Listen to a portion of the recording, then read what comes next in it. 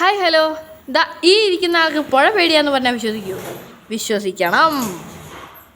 നമ്മുടെ ഇത് അമ്മയുടെ ഒരു അനിയനാണ്. എൻ്റെ അമ്മയുടെ അനിയനല്ല, അച്ഛൻ്റെ അമ്മയുടെ അനിയനാണ്. എൻ്റെ അച്ഛൻ്റെ ഒക്കെ മാമനായിട്ട് വരും. അപ്പോൾ മാമൻ അങ്ങനെ ബക്കറ്റൊക്കെ ആയിട്ട് നടക്കുന്നുണ്ട്. എൻ്റെ മുമ്പിൽ പുഴപ്പേടി ഉള്ള ആളാണ്. ബക്കറ്റുണ്ട്, എൻ്റെ കഴുത്തെ തോർത്തുണ്ട്, ക്യാമറമാനായിട്ട് അമ്മയുണ്ട്. എല്ലാം കൂടെ കണ്ടപ്പോൾ ഏകദേശം മനസ്സിലായല്ലോല്ലേ. കുളിക്കാനും അലക്കാനും കൂടെ പുഴയിൽ പോവാണ്. അത് പറയണം, മെയിനായിട്ട് അത് പറയണം. ക്ഷാമമൊക്കെ ഉള്ള സമയത്ത് അപ്പോൾ വീട്ടിൽ വെള്ളം കുറയുമ്പോഴത്തേനും നമ്മൾ എന്നാ എന്ന് പറഞ്ഞു കഴിഞ്ഞാൽ പുഴയിലോട്ട് പോകും. ആ പുഴയിൽ പോയുമ്പോഴത്തേനും അലക്കി കുളിക്കുമ്പോഴത്തേനും കുറേ വെള്ളം ലാഭം, നല്ലൊരു അനുഭൂതി അങ്ങോട്ട് കിട്ടും.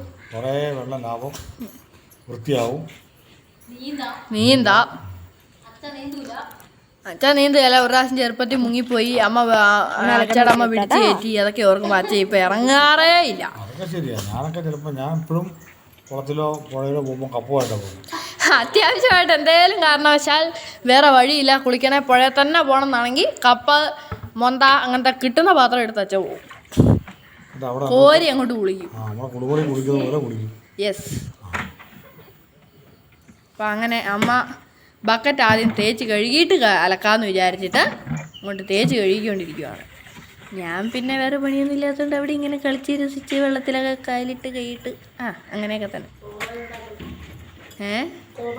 കൊമള, അത് തന്നെ.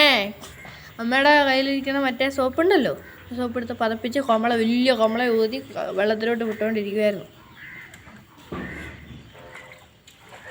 എന്ത് മനോഹരമായ സ്ഥലം, ശാന്തമായ അന്തരീക്ഷം. കോട്ടയം സൈഡിലൊക്കെ അതിന് തോടെന്നാ പറയുന്നത്. ആറ് മീനച്ചിലാറിൻ്റെ ഒരു ഭാഗമാണ്.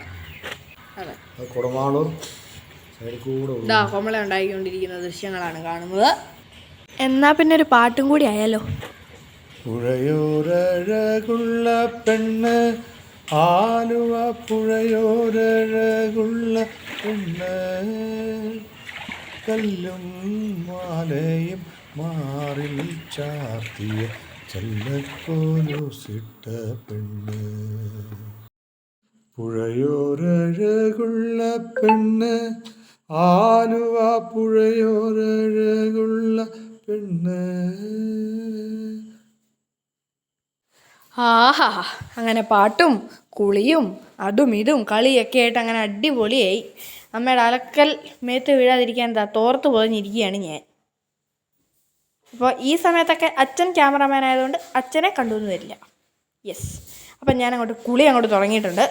അപ്പോൾ പിന്നെ ബാക്കിയെല്ലാം പിന്നെ കാണാമല്ലോ അല്ലേ. ശരി.